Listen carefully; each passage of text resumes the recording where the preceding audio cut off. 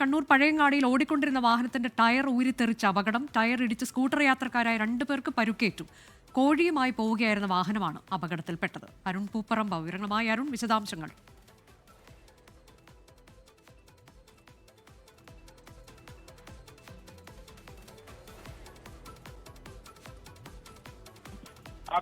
കോഴി കയറ്റി പോവുകയായിരുന്ന പിക്കപ്പ് ജീപ്പിന്റെ പിന്നിലെ ടയറാണ് ഊരിത്തെറിച്ച് റോഡിലേക്ക് പോയത്. അതിനിടെ അതുവഴി കടന്നുപോയ ഒരു ബൈക്കിൽ ഈ ടയർ ഇടിക്കുകയായിരുന്നു.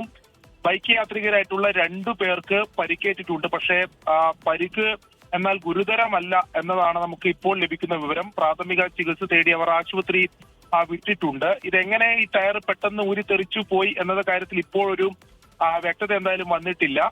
അല്പനേരം ഈ പാതയിൽ ഗതാഗതം തടസ്സപ്പെടുകയും ചെയ്തു. പിന്നീട് ഈ വാഹനം അവിടെ നീക്കം ചെയ്തതിനു ശേഷമാണ് ഗതാഗതം പുനഃസ്ഥാപിച്ചത്.